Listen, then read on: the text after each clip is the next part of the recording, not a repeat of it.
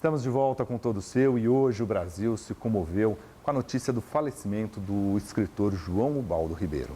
O escritor baiano deixou uma lacuna impreenchível na literatura brasileira. O autor, que ocupava a cadeira número 34 da Academia Brasileira de Letras, teve várias de suas obras adaptadas para o cinema e também para a televisão. Uma delas foi Sargento Getúlio, com Lima Duarte como protagonista, lhe rendeu até o prêmio Jabuti.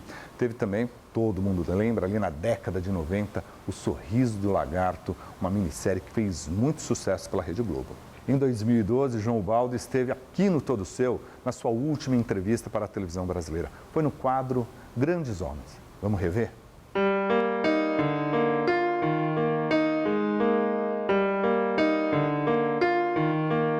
Esse bonitão, especialmente talentoso, de quem eu sou fã, nasceu na ilha de Itaparica, lá na Bahia, mas passou a sua infância em Aracaju. E ainda criança, ele permaneceria horas trancado na biblioteca da sua casa, devorando livros infantis, sobretudo de Monteiro Lobato, que nos iniciou na literatura e que era nosso escritor preferido. Ele era ainda muito jovem quando estreou no jornalismo, começando a trabalhar como repórter e exercendo mais tarde o posto de editor-chefe. Mas foi em 1963 que ele escreveu seu primeiro romance, Setembro Não Faz Sentido, que somente anos mais tarde foi impresso e apadrinhado por ninguém mais do que Jorge Amado. O segundo que eu li foi o Sargento Getúlio. Isso foi começo da década de 70, acho que foi 71. 3 anos depois publicou Vence Cavalo e o Outro Povo, que por sua vontade se chamaria Guerra dos Paranaguás.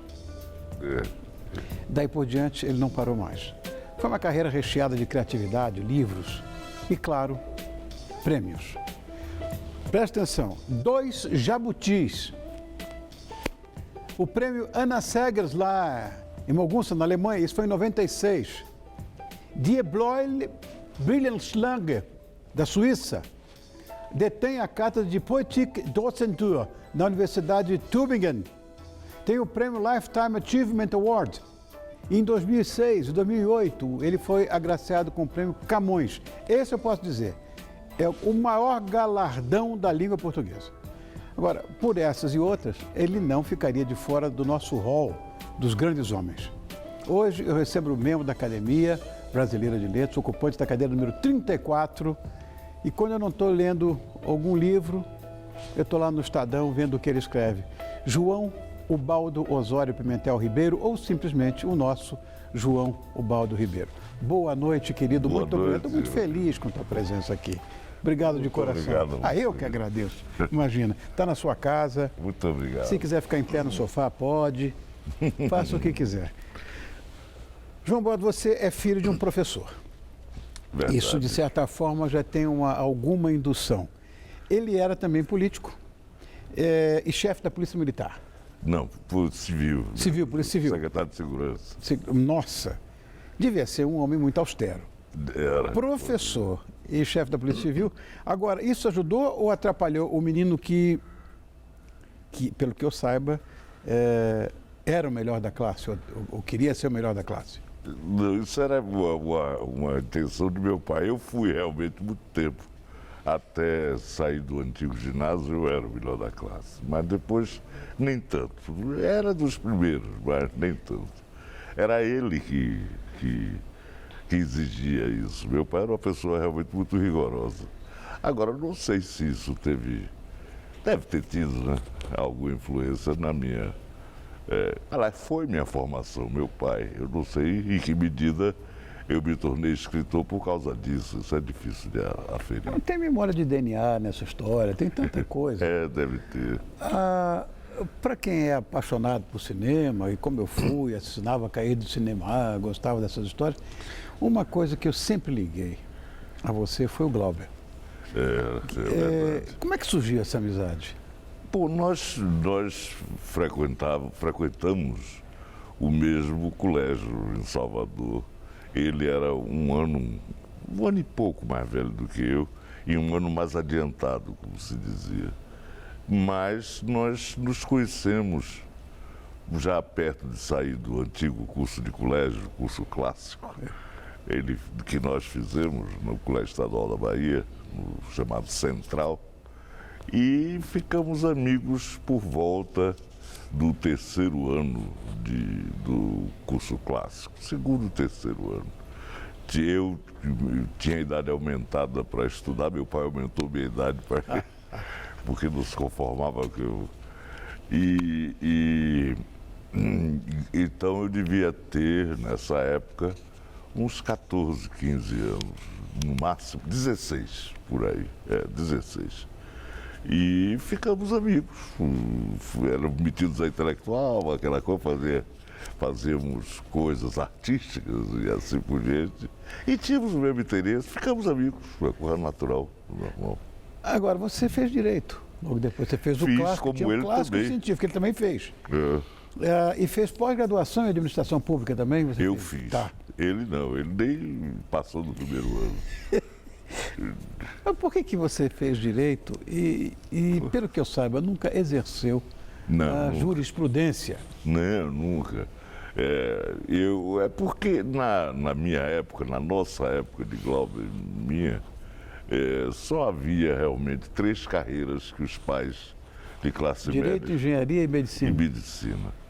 E quem gostava de literatura era metido a intelectual, escrevia coisas, geralmente ia para a faculdade de Direito, como Castro Alves foi. Sim. Era a faculdade dos humanistas, digamos assim. Exato, exato.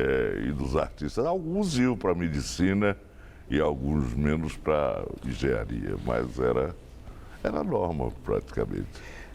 Eu tive que estudar bastante uma coisa paralela, porque não adianta o fã querer saber só dos textos e de ler sempre as coisas, as crônicas do Estadão.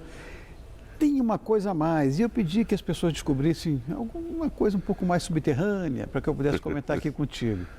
Tem uma história muito engraçada, deve ter passado por momentos hilariantes a vida inteira, mas teve uma que eu queria comentar contigo. Uma TV baiana, aparece uma foto tua com uma tarja Procura-se. Que história foi essa?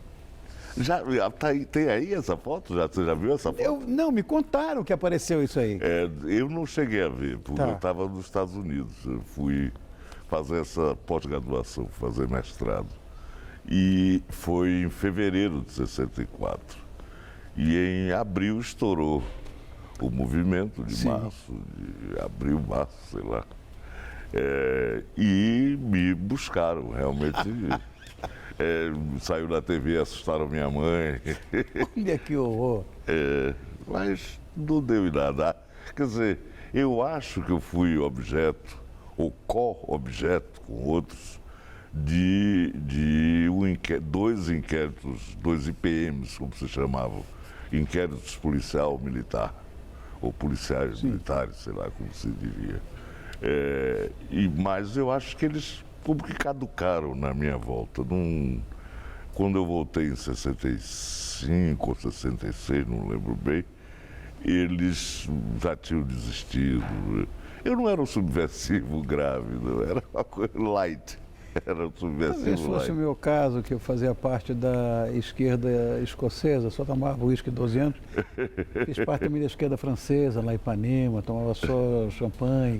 Não, eu não. Mas a gente queria resolver o problema da humanidade de uma forma tão absolutamente bonita, simpática, gentil. É verdade. Mas eu cheguei a fazer um pouquinho mais do que isso, porque eu participava das atividades do que se chamava então Centro Popular de Cultura, CPC, sei. o Boal, o Guarnieri. Sim. O Boal não chegou a ser um grande amigo meu, mas nem o Guarnieri, mas o Gianfrancesco. Mas o Guarnieri era bem meu chapa, digamos assim, meu camarada. Nós estivemos juntos em Cuba, essas coisas todas, quando era proibido. Mas que a garotada hoje. Eu acho bonita essa visão idealista de se resolver o problema da humanidade. E isso faz parte, eu acho, da juventude. Claro, é verdade. Nós temos que fazer isso. Eu queria falar contigo em relação ao Sargento Getúlio, que das coisas que você escreveu foi que talvez o que tenha tido mais identidade. E você, não sei se você concorda com a crítica, eu pessoalmente concordei, que filia você a uma vertente literária que sintetizou o melhor do Graciliano Ramos e o melhor de Guimarães Rosa. Eu li essa crítica. Sim. Você deve ter lido também. Já me falaram muito isso. Não sei se eu li, mas é muito falado, é muito comentado isso.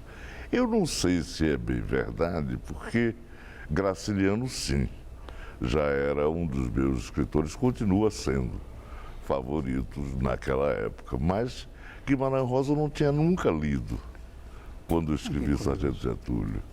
Não tinha. E até hoje não sou assim. Não é um dos escritores com quem eu tenho mais afinidade. Nunca tive. Eu compreendo a importância dele, respeito, mas não é do meu coração, entendeu? Não é uma coisa assim com que eu tenho uma particular afinidade. Não sei. Mas eu elogio isso aí, descomunal, eu aceito. João, nós temos alguns vetores comuns, você e eu. Eu também casei 3 vezes. E eu tenho 3, mas você tem 4 filhos. Tenho 4. Tá. A gente pode dizer que, assim como eu, você sempre buscou amar e ser amado?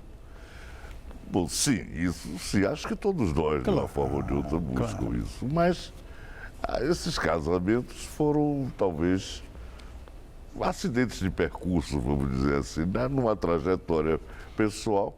O sujeito, hoje em dia, por exemplo, eu acho quase ilusória a ideia de se manter o mesmo casamento desde os 24, 25 anos. Porque eu acho que ninguém mais fica casado esse tempo todo. Talvez até com a facilidade excessiva. As pessoas não veem nenhum obstáculo à separação fácil. O que foi? Está vendo ali no monitor da televisão? Vitor Ribeiro, apresentador da TV. Meu filho? É verdade. É. Olha aí. Astro de TV. Astro de TV, em meio a uma biblioteca alentadíssima, olha ali. É lá em casa, isso é onde eu trabalho. É meu escritóriozinho. Escritóriozinho com esse número de livros, imagina. Olha, uma das coisas que nós, fãs, levamos como um gáudio particular é ver a sua obra ser consagrada. No cinema, no teatro, na TV, mas de repente, que eu acho que isso é a expressão máxima do reconhecimento, na Marquês de Sapucaí. Não com muito êxito, na verdade. Por que razão? Porque não ganhou o campeonato? Eu hoje... eu não ganhei nada na Marquês de Sapucaí. Porque não ganhou o campeonato? É por isso que não foi o êxito, não? Não, é pior um pouco. Eu vou contar a você.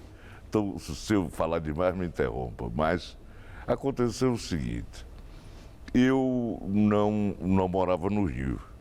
E vim aqui especialmente, vim ao Rio especialmente para ver o desfile, que afinal de contas era uma coisa significativa. Mas o mínimo que aconteceu foi que nesse ano, a escola que me homenageava estava pela primeira vez participando do grupo principal. Isso.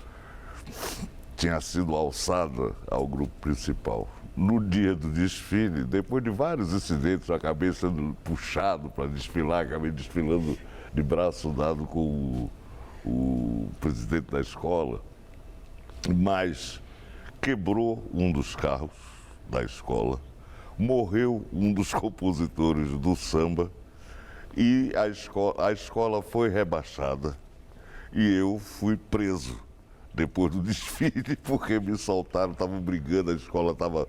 Porque teve esses problemas todos. E aí eu fiquei meio solto, eu tinha desfilado pela pista da avenida, mas quando acabou o desfile, quando chegamos ao fim, eles me soltaram lá para brigar. Estavam brigando, discutindo por causa do fracasso da escola. E aí a escola foi rebaixada, o primeiro ano que ela desfila. O compositor do samba morreu, um carro quebrou, perderam, foi um horror. Tanto assim que hoje, Sim, eu fui preso, porque eu estava sem crachá na Marquês de Sapucaí.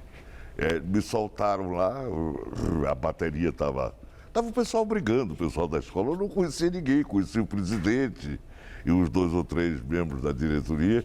E fiquei meio solto. Aí eu disse, bom, eu vou voltar.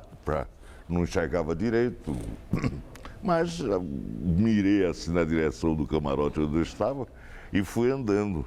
Aí um policial veio sem uniforme, segurança, não sei, me pegou e disse, cadê o crachá? E tinha uma estátua minha horrorosa de papier machê no carro da escola, eu numa rede, nu da cintura para cima, de calção ou bermuda, numa rede nordestina, um papagaio aqui, um coco verde na mão, uma figura esquisitíssima, mas era a minha cara. Aí eu disse, eu sou aquele ali, eu tentei explicar. Ele nem olhou para o carro. Sim, eu sei. E foi me levando. E eu já ia em cana, já estava no portão. Para ir em cana, eu não sei o que eles fazem com quem invade a pista, eu não sei. Também não sei. Se eu me, sei lá, Que ia dormir na delegacia. Que barbaridade. Mas aí Sérgio Cabral, sim, pai do governador, sim, não o governador Sérgio, que era menino na ocasião, o pai, que é meu amigo, me viu e me salvou. Ele é conhecido, um homem conhecido nessas rodas todas de samba. Meu Deus do céu. E aí me salvou, de maneira que não foi um grande sucesso. Eu até hoje penso que não passo na porta da escola. Olha, eu me lembro de uma coisa também, de 1991, a Globo adaptou, acho que foi o Sorriso do Lagarto. Foi. Walter Negrão, meu querido amigo, e o Geraldo Carneiro também, né? Que, Geraldo, esse é meu amigo, Walter Negrão, eu não conheço. grande figura, Walter. Só conheço grande de figura. nome. E adaptaram o Sorriso do Lagarto. O que passou na tua cabeça naquela hora? Nada, rapaz. Eu estava na Alemanha e cheguei de volta ao Brasil. Eu estava morando na Alemanha. Eu morei 15 meses em Berlim. E cheguei, a série já tinha começado a ir ao ar. Havia umas 2 semanas. E eu não assisti, não. Porque eu não gostei. Quando eu vi, não gostei. Não me lembro mais por que não gostei. Mas não gostei. E era muito tarde, eu dormia. Não assisti nunca. Meu Deus do céu. E Geraldinho hoje é meu grande amigo, Geraldo Carneiro, meu que Deus. fez a adaptação com... Agora, o seu estilo literário, ele está sempre traçado pelo contexto, vamos dizer, social brasileiro, né? Eu acho isso uma virtude, que nós temos essa responsabilidade com a cultura nacional e com o social, sempre. Quem trabalha com comunicação. Qual é a sua visão desse Brasil que a gente vive hoje? Rapaz, é difícil. Você tem que convocar aqui um seminário para a gente discutir isso. Eu falo sobre isso sempre, mas é muito difícil sumarizar o que se sente e o que se pensa sobre o Brasil de hoje. Não é uma coisa simples. Então eu me limito a dizer que ando um pouco apreensivo, mas que mantenho a esperança de que nós consigamos algum dia, pelo menos parcialmente, a redenção que acho que nós merecemos como povo. Merecemos. Também não perdi a esperança, não. Vai estar por um fio, mas, enfim. Vamos aproveitar, vamos mudar de uma coisa boa, porque mês de agosto é o mês do Dia dos Pais e tal. Eu queria que você desse bons conselhos do pai João Baldo Ribeiro. Não, eu acho que é muito difícil, porque eu não detenho nenhuma sabedoria. Isso é discutível. As minhas também podem não ser, mas você tem a sua. Eu acho que bacana é isso. Eu só acho que o sujeito deve procurar sempre ser verdadeiro em relação a si mesmo, ser leal com sua consciência, estabelecer, digamos assim, uma filosofia de vida depois de algum tempo. Claro que isso não se faz da noite para o dia e se muda com a idade, com o passar dos anos. Mas eu acho que o básico é agir com autenticidade e fidelidade à sua maneira de ver e à sua personalidade e individualidade. Eu acho que quando se tem isso, se tem um senso de comunidade, de coletividade, um senso de solidariedade em relação ao seu semelhante, ao seu concidadão, ao seu vizinho, eu acho que se atinge alguma coisa. Quando se procura, pelo menos, servir, exercer fazer alguma coisa em relação ao dom que todo mundo recebe de berço. Ninguém nasce sem um dom, acho eu. E eu acho que o pecado, se é que existe o pecado, é trair esse dom. Quem herda e traz de berço praticamente, ou recebe como herança emocional ou intelectual da família, um dom desse tipo, tem o dever, me parece, o dever de consciência de não desperdiçar esse dom, de fazer com que ele frutifique e funcione. Você quer conselho melhor do que esse que você deu? Isso vale para todos nós, animais gregários, que vivemos em sociedade, em absoluta interdependência. Essa história de olhar para o teu semelhante e ver nele um espelho é fundamental. Eu acho mesmo. Albatroz Azul. Sim. Foi o mais recente, a gente nunca pode dizer que é o último, o mais recente e tal. O que a gente pode esperar do próximo? Rapaz, eu não sei, porque eu tenho tido dificuldade em escrever.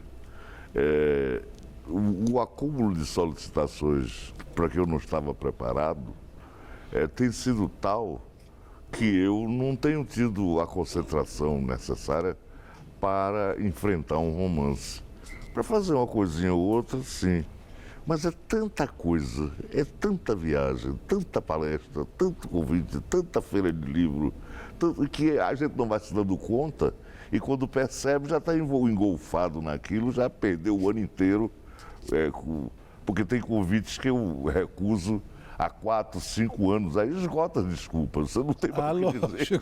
Lógico. Aí lá vou eu, e aí lá se vai. Não pode dizer que foi o trânsito, depois de 4 anos não dá para dizer, né? E você escreveu o romance, é difícil sem concentração. Se você não se submerge naquele universozinho que é o universo ficcional que você criou naquela ocasião, se você não fica comprometido 24 horas por dia com aquilo e se abandona a feitura dele durante algum tempo, principalmente no começo, o romance está perdido, desanda, vai embora. Isso me acontece, tem me acontecido. De qualquer maneira, vou ficar consciente que você é uma pessoa que tem grandes esperanças. Eu também tenho de que após o Albatroz Azul exista um romance tão bom quanto. João, muito obrigado por ter vindo. Obrigado. João Baldo Ribeiro, referência da literatura do nosso país, que nos deu essa alegria, nos emprestou esse brilho, esse talento aqui para o programa de quem gosta tanto de literatura como você e eu. Obrigado, meu querido. Obrigado a de você, coração. obrigado sinceramente. Olha, realmente uma perda irreparável para a literatura brasileira. Mas João Ubaldo deixou o seu legado, deixou uma obra que merece ser lida o tempo todo. E nós vamos encerrar essa edição do Todo Seu com algo que o João Ubaldo gostava muito. Uma música de Dorival Caymmi, Adeus, aqui interpretada pela Nana Caymmi. O Todo Seu volta na próxima segunda-feira sob comando do Rony Fon, às 10h30 da noite.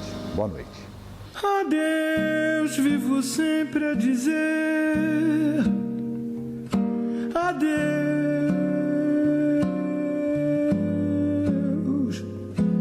adeus, pois não posso esquecer. Neste domingo, 8 da noite, dê boas risadas com o Chuchu Beleza. Assista agora, Gazeta Imóveis. Ainda me lembro de um lenço de longe acenando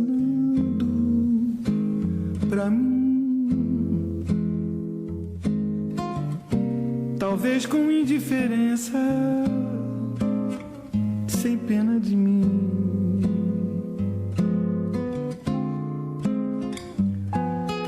Adeus quando olho pro mar,